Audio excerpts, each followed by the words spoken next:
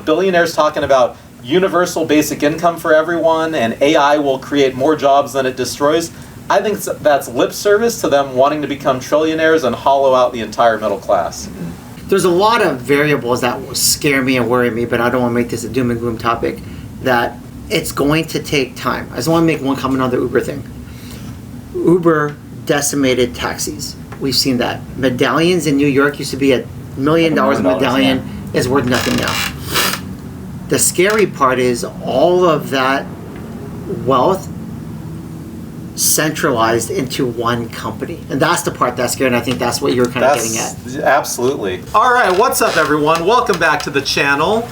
This is the largest hot talk we've ever done. Usually it's just me and Dennis, but now we have a panel because we're talking about serious business, artificial intelligence, and how it's about to mess everything up. Don't get me started. Where are we going that's what we're doing. We're getting started. So, quite honestly, I work in tech, I work in defense, I'm a software engineer, and I am telling you right now, artificial intelligence is real. It is madly impressive. When you hear about how it will replace developers, it's already happening. You're seeing layoffs in tech, which is what we just talked about here. But first, let's introduce our panel. We have our esteemed guest, Phil. Hello.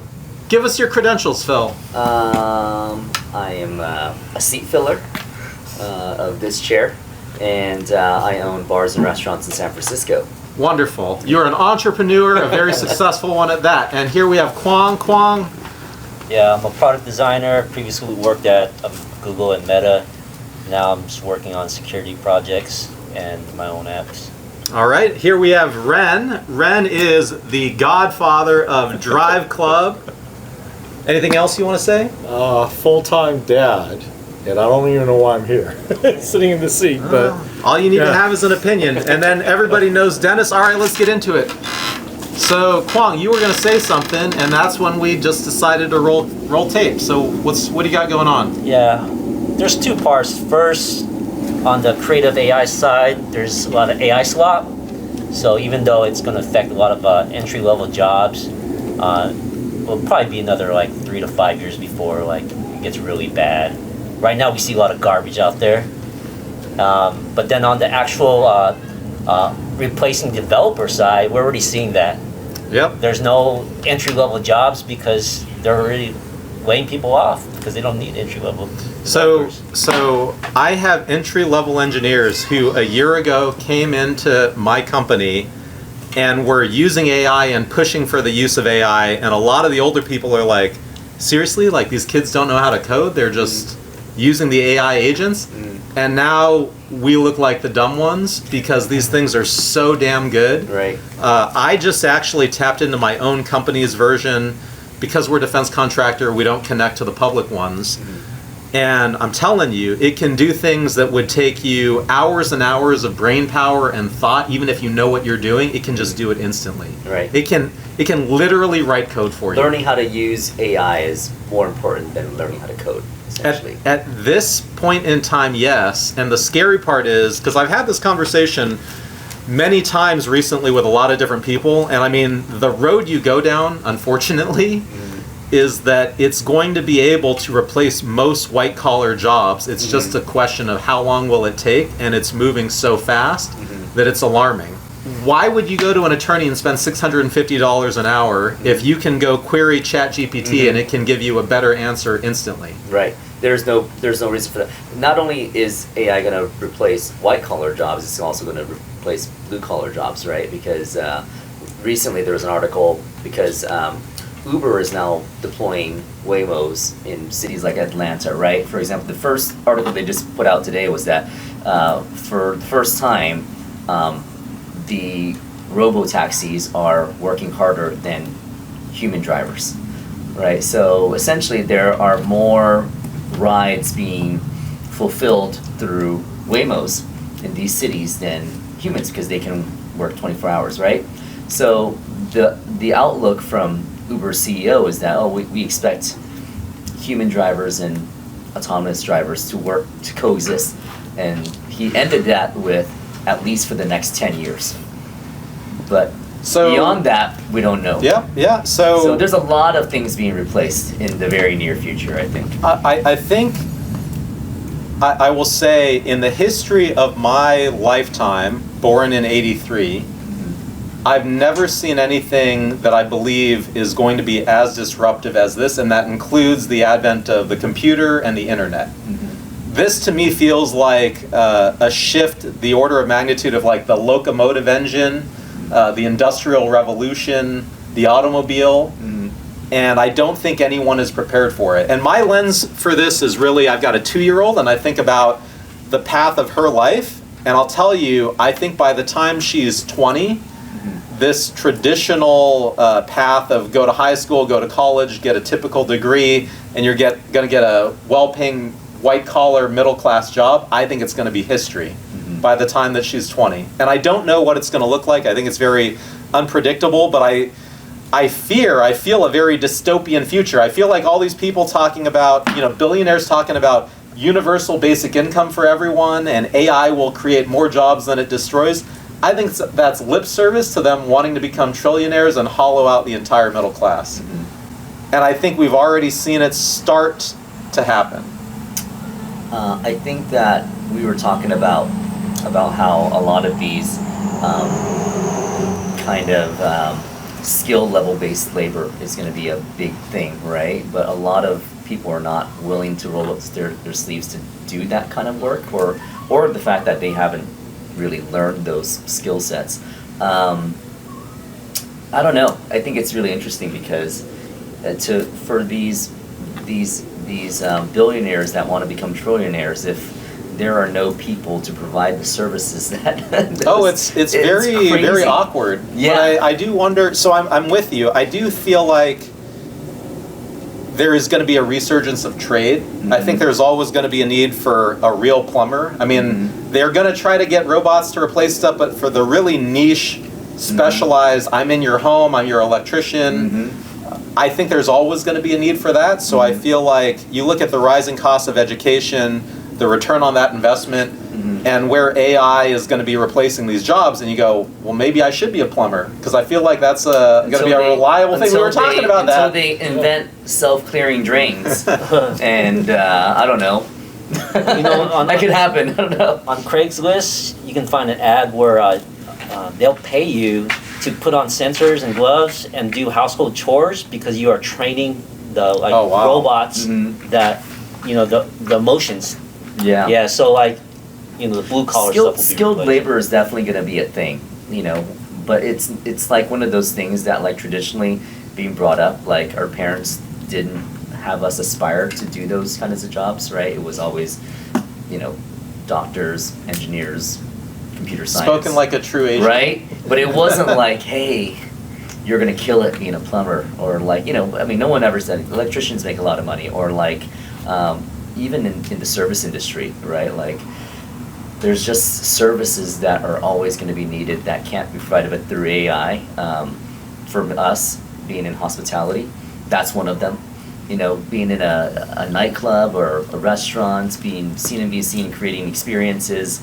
I don't think you can do that with AI necessarily. Well, so let me ask, because you run bars, as the bar owner, realizing that there's an element of FaceTime that I agree with. What if you could consistently make every drink to its optimal, like perfect form using a robot every single time, and you didn't have to pay the labor to that robot? The thing about bars and restaurants is people don't go there for what's in the glass. A lot of times that might be half of it, but a lot of times the experience is about the people that you're interacting with, right? Half the people sitting at the bar, the drink is just half the battle. They're looking for interaction. They're talking to a bartender. They're there to maybe meet a new friend, or this is why you go to a pop club. It's not about what's in the glass. It's what's on the plate is also important. But a lot of it is more than that, right? Like you go to no one wants to go to an empty bar. You want to go to a busy bar, right? You can go to an empty bar that makes the best cocktails in the world, but it's empty and it's bland and there's no interaction, right? So it's not that you can't replace that. So I agree with you as a human being. Mm-hmm. And I definitely think there's a human element to what is about to take place where we have to, as a society, be proactive about how we spend our money. Like, I really firmly believe how we as a society choose to spend our money will drive the outcomes that we want. So if we don't like where things are headed, we need to allocate our own personal funds accordingly. Like, if you don't like that Bezos took over the world with Amazon, then you should have gone to your retail store at scale. The problem is we all find it more convenient to sit at home and have it delivered for a cheaper price. What you just touched on, I think, is really fascinating, because I agree with you, and what you do exceptionally well. Yeah. But what if, because I think this is happening as well, you're seeing a younger generation interacting with AI companions that won't say no and will do everything they want to do. And I think that's honestly going to become a problem over time. Right. And I don't know how it will affect the bar scene, so to speak, but just it's another element of this really screwed up puzzle. In Japan, they have this loneliness epidemic, right? Like, people are choosing to be very isolated, and that's why there are industries of like hiring a grandpa to be that father figure, or hiring people to snuggle with you. I don't know, right? Like, it becomes a transactional thing. It doesn't become a relationship-based, like, you know, the relationships are not organic anymore. It's transactional, right? We don't want it to get there. It's not there here, but like, it can easily get to that point if, like, we're so used to just door dashing, and you know, that's kind of what's happening in San Francisco. Like, a lot of the young people don't go out anymore, right? We used to go out on every Friday, Saturday. There wasn't a reason. It didn't have to be like a person's birthday. We just go out with our friends because that's what you did on a Friday and Saturday. You went to happy hour after work, because that's how you unwind after a day's work, and this is how you connected with your coworkers. And we always said, like, our entire industry was built on people being in the office, because here's what happened, right? Like, you're in the office, you get off work, you're downtown. It always starts with happy hour at a bar nearby, and then that happy hour stems into a dinner in another neighborhood, and that might stem into a nightclub. It all started from being out in a central part of the city with people that you congregated with, right? What was so hard when people started working from home was that now people are in the suburbs, they're in different parts, and they're in their PJs, and it's so much harder to get people to come out while they're in their PJs at home than if they're already in an office and the bar is just down the street. So the social aspect of, you know, just kind of stemming from socializing with their coworkers to now being in a random part of the city and meeting some new person in a different, you know, atmosphere that you didn't expect to be in, it stopped happening, right? So because of that, people become more and more isolated. You're making friends online, you're ordering your food through DoorDash, and then in turn, the bars and restaurants have Who's less making friends patrons. online? In what format? You talking about? Oh no! Like dating apps, What I or- mean is, coming from COVID, a lot of that kind of became the norm, Yeah. right?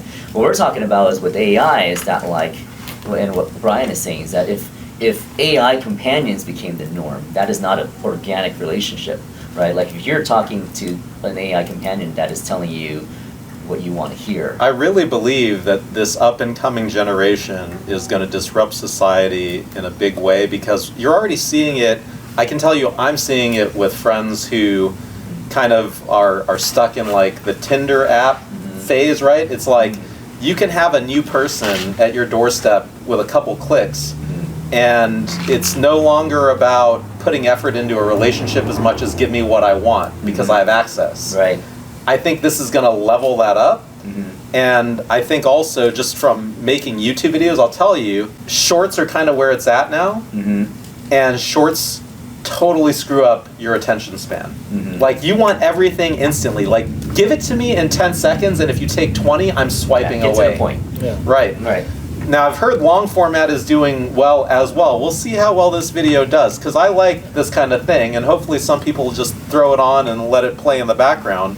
But I really I mean, honestly, this like has me up at night because I've got a 2-year-old. Normally I'd be like, I've had a good life, I'm pretty well set. But now I'm like, I'm responsible for a 2-year-old and she's gonna grow up in this really about to change. I don't want to say it's screwed up, but I'm honestly concerned with the direction that it can go in. It's very different for sure. As you should be. You know.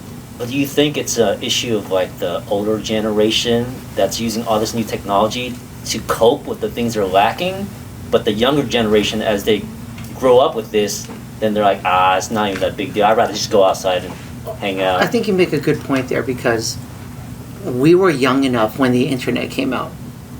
And when the internet came out, we were young enough to be like, hey, we're embracing this. This is our future.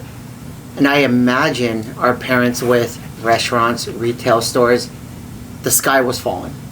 But here we are 20 years later, there are still retail stores. Their business models have changed. So I'm going back to the bar one. What's interesting to me there is looking at the kids, because I see it in the music industry. We make our money on the VIP tables. This next generation is not drinking. Their interactions are very, very different from what we're doing. But then going back to the AI side, I think we have to evolve, or business models will evolve based on the technology. So I have a bunch of that younger generation around me, and I'll tell you this, they're journaling via AI. And what's interesting to me there, so like when I think about the bar, you have 20 years of experience building successful experiential elements. It just happened to be through bars. There's a data element there, an experience that we have that could funnel AI, because AI does nothing without the data set. So we have that data set to kind of do it. So I know, like for my businesses, when I use AI, I call my attorney every day, but I'm not spending nearly as much as I used to because AI is helping me formulate better questions. So when I see AI, where it's really helping is the speed of execution. So like even going with the plumber example, instead of calling, okay, so I don't know if anybody here had to deal with the plumber. We all have. You call the plumber, they say, hey, I'm gonna charge you $150 just to come out and inspect, and you have no idea if they can fix it or not, and it's all arbitrary because we have no expertise. AI now will force them to kind of be more transparent, and it'll make the business transaction a little better, but there's still a need for that blue collar job. So I think a lot of the stuff will still be around, but it'll make everything way more efficient. Right. Like, and the fact that our kids are using AI, like, okay, my kids are about to enter college. Are we gonna go $1 million in debt or whatever it is to get them out? And then like how many kids, I think the whole thing of school is a fallacy because, I mean, it was great in the 60s, it hasn't evolved, but we see more kids in debt now than with high paying jobs. AI is forcing them to think that. So my take, bottom line, my take is become an expert in something, build that data set. You can utilize AI to be an expert, and I think we'll create new business models where, hey, instead of calling the plumber, there's self-sufficient stuff, and then just go hire someone to execute. So human labor is being commoditized. That part's a little scary. I think our kids have a better chance to embrace it than we do, to then make it a part of them and try to find the unique business models. A dozen, like thousands of business models have been created by technology and the internet. I don't think it changes. I just wonder, at least for me personally, how much of my mindset can't grasp it because there's so much stuff that's in our head already, where our kids are fresh. This is all they have. Look, I'll tell you this. Sorry, Max, I know you're going to watch this. Your handwriting sucks. Right? In school today, they don't even teach spelling. Yeah. They're like, no, just get the thought process out. Don't worry about the letters. That would be ludicrous in our day. I'm watching them on the phone. They don't even type. They're just talking. And it's like 90% correct. They'll send it and they understand it. Language is changing, all of that. So I do wonder if we take for this conversation a different mindset and we say, okay, how could AI help our different industries? Then how do the kids adapt to that to find new business models or something? That's like, okay, just take development, because that's where all of this started. all of that low-level development can be done. You guys are developers. Does someone still need to read it, or does it work 100% off the bat? So right now, 100% you need to check what it does. Yep. Because it will make errors. But I mean, we're, in my opinion, of kind of where we're at, we're in like 1984 with a 386 processor. Agreed. Like, what's about to take place, no one will be able to predict or really imagine. But with how fast we've even gotten here, I absolutely believe there will be a time in the not too distant future where you don't need to check what's going on. Now, I agree with you in general. I mean, I feel very comfortable in my job because I believe that I'm a solid engineer holistically, not even just in code, but just I understand how to design things efficiently in a way that makes sense. It's almost like common sense to me, a sixth sense, so to speak. And I think that's always going to have value somewhere. But in terms of being hollowed out, like how do you actually, the one thing that is kind of weird about this is like AI basically lets you harness all of human knowledge instantly. Like that's kind of what it's doing. It's taken all of human knowledge and it's found a way to regurgitate it very, very quickly. So you have like PhD level knowledge at your fingertips, right? Yep. But what happens when, because this whole idea that like AI has run out of information and it's going to have to generate its own, I don't quite understand that. Like I can't quite grasp that. To me, it feels like we've gotten this far because humans have pushed us this far, and now AI has a cheat sheet. But like if no one is learning to get to that point, then who drives us forward past this? Okay, so this is where it gets interesting because AI 1,000% can give us the what on any question because it's pulling all of this data. Where AI hasn't figured out, and the whole promise of AI is the how and the do. Like, and I'll give you an example. I'm trying to raise money for a project and I have this due diligence questionnaire, which I don't have the time to do. And before, you'd pay someone $250,000 to develop that whole presentation, be in a room. Well, AI cuts all of that out, will give you that data instantly. Still got to make it pretty and do all of that. But AI doesn't have any A/B testing yet.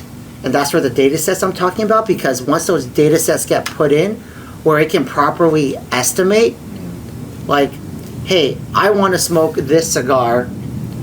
Is this the right cigar for the mass market? It can tell you all the popular cigars, but it doesn't have that fine detail on like how you should do it, how you should make it, or even a lot of those expertise. I think the next generation can harvest that data and they'll be the ones to feed it. So they'll be, like we've always said, content is king. Everybody's heard that. Well, content is king, data is God. AI is still right now nothing without data, and AI will need human resources to do the A/B testing. Now, I say AI will need human resources. Sounds like Terminator shit, but we're going to be the ones feeding it and paying it to be like, okay, AI will never figure out risk profile. So they're not going to be like, hey, I'm going to invest in this, because they're never going to bet on the dark horse. They're always going to bet on what's easy. That's where the human element comes in, I think. And that's where I'm wondering, these are the conversations I have with my son, where it's more like, how would you do it? How would you do it? Okay, great. Well, keep that to yourself or formulate it, talk to your systems, but you still have to go out and test it. Because here's the funny thing. We talk to AI if he's a bunch of bullshit, and there's a bunch of people that, let's say, don't have the smarts feeding in AI, so they're getting in a lot of garbage data that they have to filter through as well. That's what the training comes from, I would assume, right? They have these large language models that are training these AIs on specific things, but they're trained on what you're feeding it. Yep. Right. So if you're feeding it shitty training manuals. But this is 84, but No, I was gonna say, I see it in my, so I said my primary job, full-time job is a full-time dad, but my part-time job is a golf instructor. As a PGA professional, I always said that, you can watch videos to learn how to swing a club, but it'll never tell you what you're doing wrong. That's not true anymore. So there's software where you can record your swing and AI, they'll break down your swing and what your flaws are. Yeah. Now, the problem is that even though you can see it, now it's the implementation aspect. Yeah. So if a student's making a mistake and they can see what the mistake is, and they'll tell you, okay, you need to do this to fix it, but the difference is that I still have job security is that I'm very hands-on with my students. So I'll swing the golf club with them. AI can't do that. I don't think I could improve my swing if a AI model just told me this is what I need to do. I would need someone like you. Exactly. You know, but there's some people that will still do it based on what AI tells them. Yeah. Say, okay, your path is off by 4 degrees. Right. All right. So they're going to try to fix that 4 degrees. Yeah. Now, will they actually know what 4 degrees feels like? Yeah. You know, and that's where the human element and the expertise that I still can bring to the table. So I still feel like I have job security to a certain extent, but it's actually coming in more and more. So that's something, you know, you guys talk about the restaurant industry, you know, we've all been to restaurants right now where we see robots delivering food. You know, a lot of the restaurants, you know, it's not replacing all labor, but it's replacing some of the labor. Yeah. Now, as that gets better, now how much is that labor going to be replaced?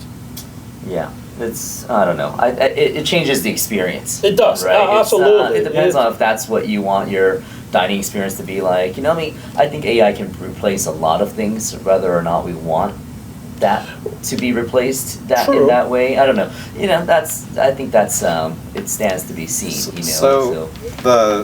I definitely appreciate your stance on it, and that you actually run your businesses accordingly.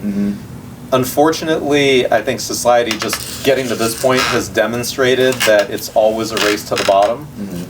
Think about like plasma televisions when they first came out, Pioneer, $5,000, and then, you know, LCD technology comes out and it's 1/10 the price. It's not as good, but at 1/10 the price, nobody's complaining.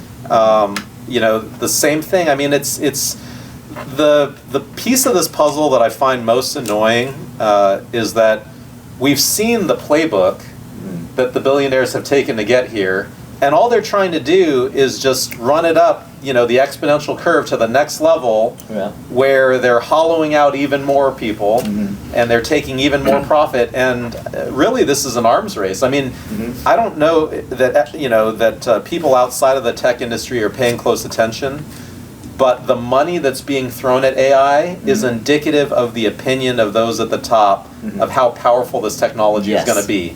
And Zuckerberg threw a $125 million offer at someone and they rejected it.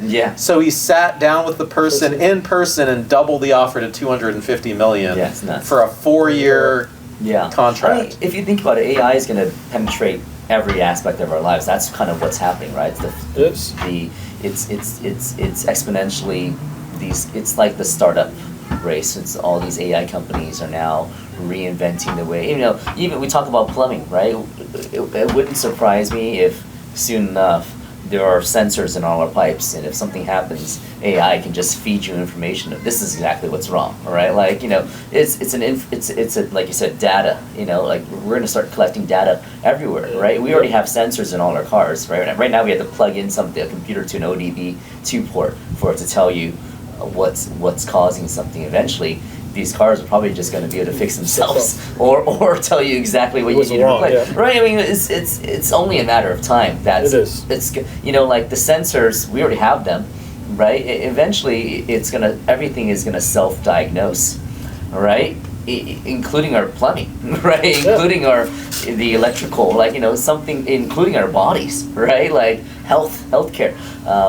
You know, who knows what AI is not, and there's nothing it's not going to touch, right? It's going to touch everything. And I think there are going to be new jobs created, maybe, you know, because of the amount of data that it's going to process and the amount of data that it's going to interpret that might need a point of action, like you're saying that AI can't provide, right? It might provide the problem, but it might not be able to provide the solution without human interaction. I don't know. So, you know, so maybe there will be job creation, but I think that the fear is the job elimination going to out trump the amount of jobs that it creates, right? Because the imbalance is where it. So practically speaking, I think that the topic is so broad. You could go in all sorts of weird existential directions. I mean, just think about the governance, right? Like, if you've watched Mission Impossible and how AI kind of tricked us up into nuking itself, and you know, if it's smarter than every human on Earth,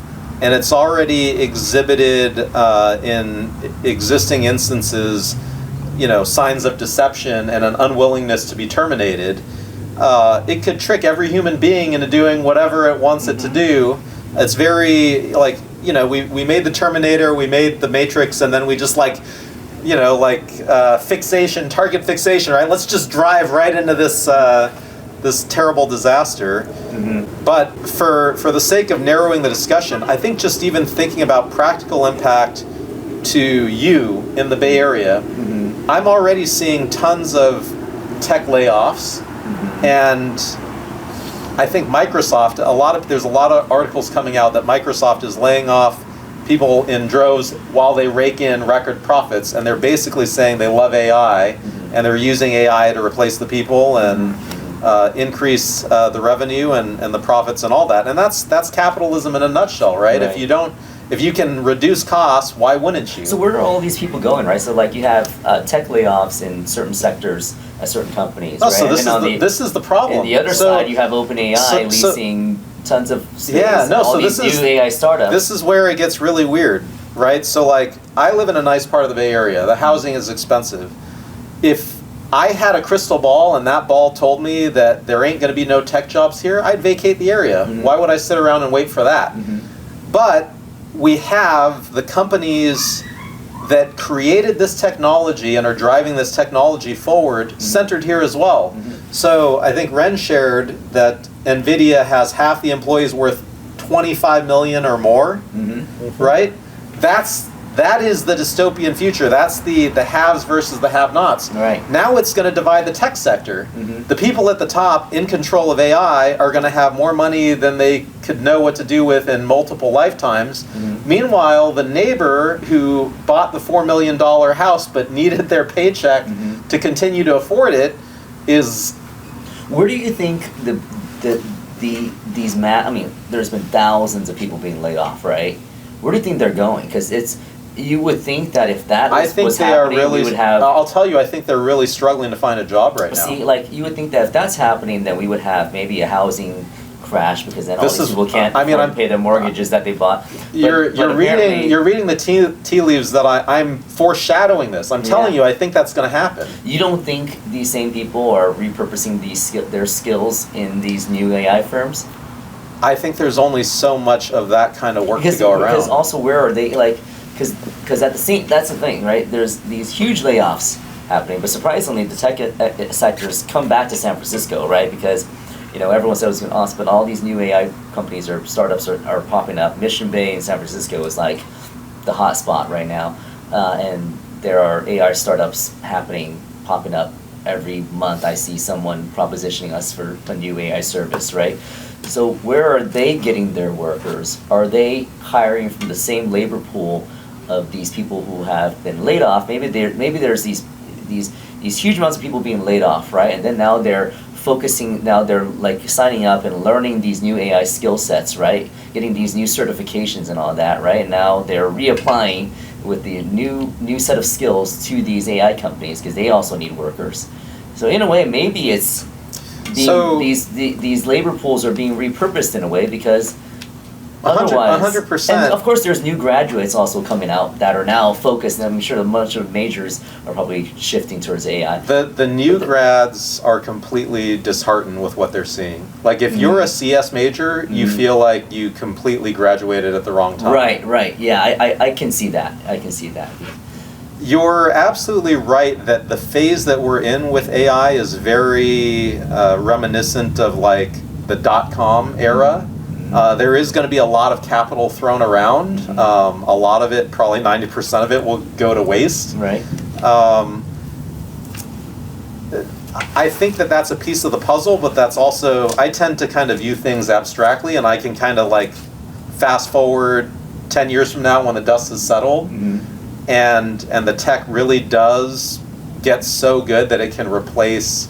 Like, I don't necessarily view this as an inherent problem for society. It's the closest it's ever hit home in terms of a direct threat as something that could undermine my own personal career. But I had a good run. I'm okay with that. I absolutely believe that my daughter and everyone in her generation is going to have to be adaptive to whatever comes their way. And that's kind of really the big takeaway, is I just feel like this big shift, tectonic shift is coming, and I don't think most of society outside of Silicon Valley right now really sees this. But I mean, part of this discussion is to let them know that it's coming in a very real, meaningful, impactful to their direct lives sort of way. If they don't see it though, that would be like the Uber driver watching the Waymo drive around and not realizing that their job is in danger, right? Because you kind of have to see it. I don't think so. I don't even think, like, think about this. If you're a lawyer, do you really feel like if you're a lawyer that, like, you're going to lose your job in 10 years? Probably not. I don't think you do yet, but I honestly think you should be worried about it. Because I honestly think that AI can do anything a lawyer can do. It can, but faster and better and cheaper. There are laws in place. Like, for example, as a corporation, if I get sued, I can't represent myself. I have to be represented by counsel. Technology always outpaces society. Like, there's going to be bureaucracy, and there's going to be an attempt. It's just a natural reaction, right? If you make the laws and you can write them in such a way as to entrench yourself and protect yourself, you absolutely will try. Right. But just like how Uber took over, I mean, think about it. Growing up, Uber did not exist. You took a taxi. Can you imagine taking a taxi now? Oh, yeah. You see what I'm saying? So, like, this sort of thing is going to disrupt everything. And the quickest example, like the one industry it took over almost instantly, I think it's called, like, copy. I forget the exact words, but it's basically people who just write, like, ads for stuff, right? Like, I've got a printer. What are all the features? Someone got paid to write all the features and come up with the marketing material. AI can do it instantly. 90% of those jobs evaporated overnight. Right. But I think it's fine because humans are very adaptable. Like, no matter you wipe out like half the jobs on this planet, people figure out like different things to do. And of course, it might not be as lucrative. But even if everyone became like Etsy, human-made like products, so I'm with you on that. No, I'm with you on that. I actually. All right, so we were having such a good discussion, we actually killed one battery, and it's getting late, so we're going to wind this down. 5-10 minutes left. Closing thoughts. Let's start with Dennis. You know what? I always take the 80-20 rule. Right now, we're in that 80% downturn, and maybe 20% of the benefit. Slowly, to what Kwong was saying, I do have faith in humanity. There's a lot of variables that scare me and worry me, but I don't want to make this a doom and gloom topic, that it's going to take time. I just want to make one comment on the Uber thing. Uber decimated taxis. We've seen that. Medallions in New York used to be $1 million a medallion, is worth nothing now. The scary part is all of that wealth centralized into one company, and that's the part that's scary, and I think that's what you're kind of getting at. Absolutely. I think of all the things that I find disturbing about it, it's not actually the technology. The technology is powerful and it's useful. It's who's going to control it and what are they going to do with it and how is it going to funnel down to the rest of us that really has me concerned. Human nature is built on growth. Small business made America, and we're seeing all that centralization, which is why we're not ahead. You can argue different things there. It'd be interesting how technology could be used, and that's where we're hopeful that our kids will find the ways to use it to create another industry of small businesses, but right now it's definitely controlled by the few. Anything you'd like to say, Ron? Well, you talk about growth, I think it's more greed. It's greed on the upper levels. You talk about billionaires wanting to be trillionaires. So, it's always follow the money. So, I mean, practically speaking, my thoughts are, I feel like I'm kind of cheating for my daughter because I basically have gifted all of the YouTube funds to her, which then go into her brokerage account to be invested. And the final piece of this puzzle is to just identify the right and winning AI technology and invest it accordingly for her at the age of 2, 3, 4, 5, so that by the time she's 20, she'll be a part of the elite that are controlling this. Really, I mean, it's kind of silly, but I think that's if you want to personally succeed, identifying the companies that are going to control this, because they are. You've got NVIDIA, you've got Meta, giving it a good run, even though they totally screwed up with the metaverse and everything. Yeah. I mean, he's trying to deploy his capital wisely now. I think realistically, and I forget who it was, someone touched on the NVIDIA thing. Once you've seen that level of success, if your net worth is 25 million, are you really going to work putting in your effort every day? The disruptors really come out of left field, and it's because they're hungry. And I do believe we will see a disruptor in this space that kind of comes out of left field and takes over as the people's AI champion, so to speak. So keeping an eye out for that and investing accordingly, I think, would be a wise thing to do. But no, I'm honestly just, I do feel like there's a very dystopian future ahead, but rather than dragging us down into the gutter, I'll just say expect a lot of disruption and be prepared and ready to adapt, because I think you're going to need to. The way I see it is we'll be able to reconstruct everything about the human experience and human creation, how humans create things. And I'm not too concerned about it, because even if you look at like arts, high Renaissance, they perfected the angles, the realism and everything. And what came after that? Mannerism. They made people elongated and all crazy looking. And then after that came like conceptual art, toilets, chairs you cannot sit on. So I think like there will be a time where these big companies will come up because of AI, but then there's going to be the disruptors of the disruptors. And they'll break it down to the people, and it's a pendulum swing back and forth, and then it's like an ongoing story. So I think we're just part of that, and this is the stage we're in now. Yeah. I like that. Good point. Yeah, I think the realization what Brian's saying is that it's not. It's very obvious that AI is going to penetrate every aspect of our lives, everything that we touch is going to have some sort of disruption with that. But instead of, during tech, we were trying to figure out how do we use tech to better and improve the things that now we're going to try to figure out how, I think the people that figure out what are the things that AI can't do are going to be the ones that might be able to disrupt what AI can do in a way. Right, so we haven't seen the full potential of the effects of these technologies, and once we do, we will also understand their limits, and it's how we exploit those limits that is how we may actually come out on top or be able to create new industries and new jobs. So there's, like you said, there's a lot of unknown. There might be a lot of doom, perceived, but there's also new opportunities. So just with anything else, how do we figure out what those opportunities are? All right. Darwinism. Learning So to survive. that was a nice discussion. I want to thank our panel. I hope we can do this again with more people. It's kind of more fun with more people, Oh, yeah. I think. Yep, we lost. Really appreciate you guys joining in. And Phil, you said that your job was the outro, so why don't you outro us? For those of you that are watching, if you enjoyed what we talked about today, or you are a fan of Brian's channel, as they say, smash the subscribe button, hit the like, and write a comment, and we'll see you next time. All right. Thanks, guys. Thank you.